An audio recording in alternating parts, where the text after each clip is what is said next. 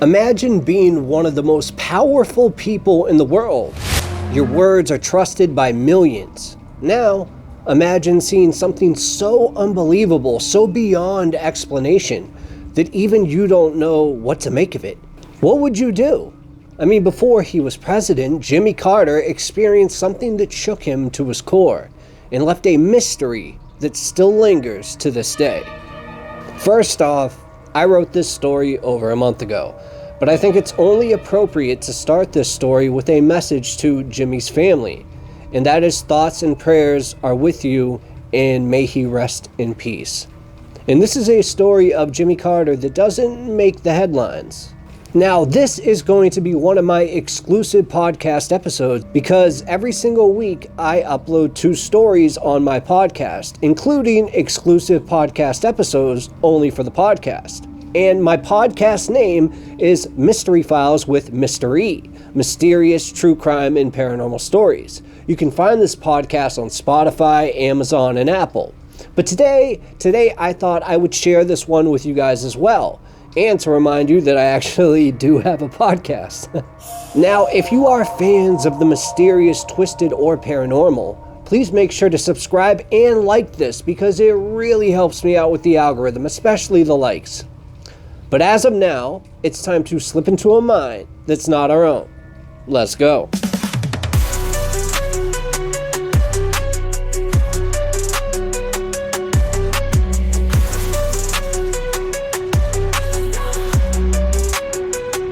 Jimmy Carter grew up in Plains, Georgia, a small town where life was slow, and legends lingered in the shadows. Among the town's past infamous places was a dilapidated farmhouse that sat at the end of a winding dirt road, and locals avoided it like the plague.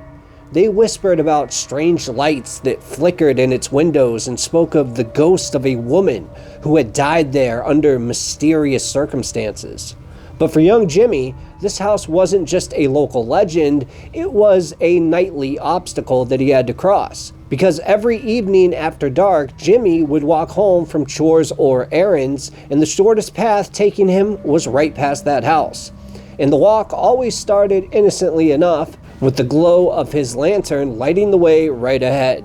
But as he approached the farmhouse, the night seemed to grow heavier, the air turned colder, and even the chirping of the crickets fell silent just like everything else. And this one particular night, when Jimmy was about 10 years old, he felt the weight of someone or something just watching him. He quickened his pace, his footsteps crunching against the gravel, and then he saw it.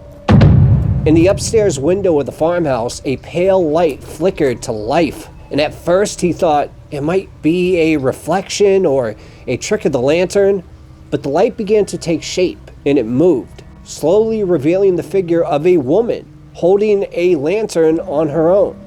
And her face was ghastly pale, her eyes wide and unblinking as they stared directly at him. Jimmy at this point froze in place, his breath caught in his throat. He wanted to run, but his legs refused to move.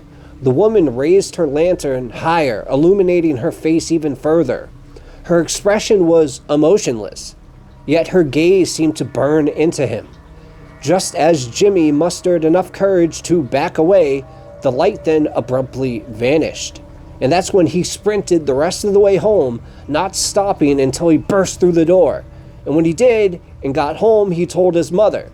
And she dismissed it, as an overactive imagination. But Jimmy knew what he saw, and it wasn't a dream. It wasn't his mind playing tricks on him. And for years, this memory actually haunted him.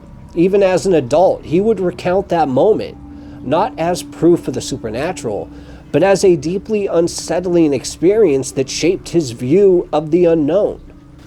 Now, as we fast forward to 1969, Jimmy Carter was now a state senator in Georgia, and he was on his way to Leary to give a speech at a Lions Club meeting. And it was a warm, humid evening, and Carter was in a reflective mood. And he often enjoyed these community gatherings where people could share stories together, discuss local issues, and enjoy a sense of camaraderie. But that night, camaraderie would be replaced by awe and a little bit of fear. You see, as Carter and about 20 others stood outside the meeting hall, the evening sky seemed unusually clear. Someone pointed upward, exclaiming, "What's that?" All heads turned to the western horizon, and there, suspended in the sky, was a glowing object unlike anything Carter had ever seen. At first, it appeared as a bright white light, but then it began to shift, first to blue, then to red, and then back to white. And its movements were very erratic, almost intelligent, as if it was aware that it was being watched. It hovered, and then darted to the left, and then stopped abruptly, and then slowly moved toward the group before veering away again. And for 10 whole minutes, the crowd stood in stunned silence, watching this mysterious object. Carter later described feeling a mix of wonder and unease. A trained scientist and amateur astronomer, he knew this wasn't a plane or a star. But if not that, then what could it be? And when the light suddenly vanished, the group was left with more questions than answers.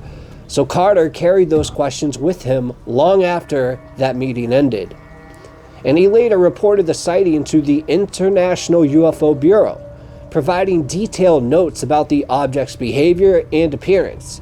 I mean, for Carter, it wasn't just a strange moment, it was an event that challenged his understanding of the universe. Plus, not to mention, when Carter ran for president in 1976, he didn't shy away from discussing his UFO experience. During a campaign stop, a reporter asked about the incident, and Carter didn't hesitate. He described what he had seen and made a bold promise that, if he was elected, he would declassify all government files on UFOs. Now, for UFO enthusiasts, this was monumental. A future president not only acknowledging UFOs, but vowing transparency? It seemed too good to be true. And Carter's sincerity was clear, but he remained cautious. Then, after Carter took office, reality set in. The president's power, it turns out, had limits, and requests to declassify UFO files were met with resistance from intelligence agencies and military advisors.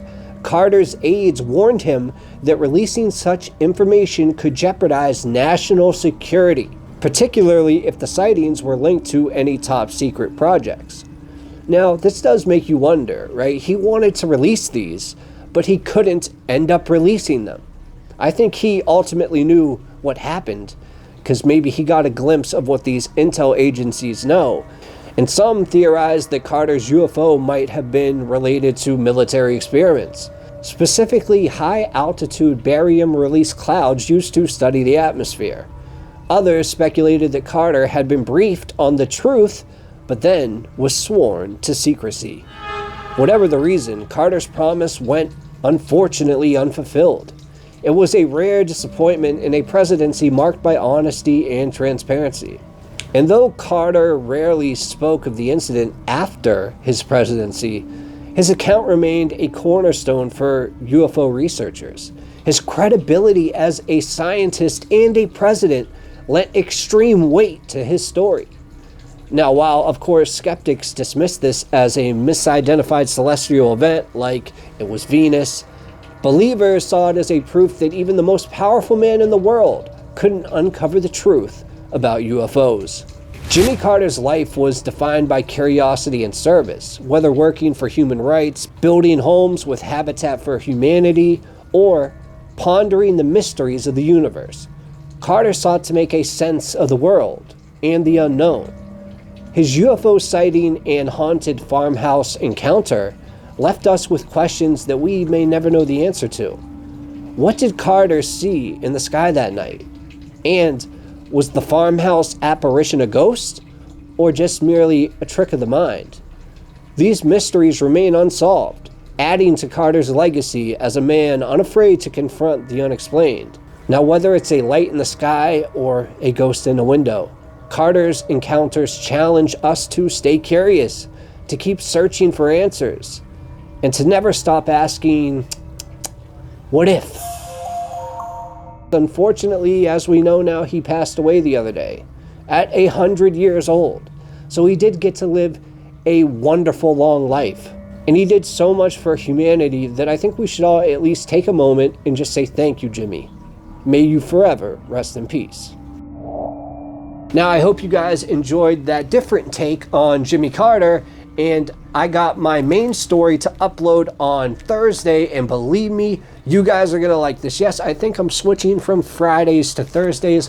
We're going to experiment with that and see how it goes. So make sure to like the video, but more importantly than even liking, if you want to see a crazy, and I mean a crazy story that not a lot of people are taking the opportunity to see, click right up here in the top right. I guarantee you're going to love this story. That's all I got for you today. Cheers.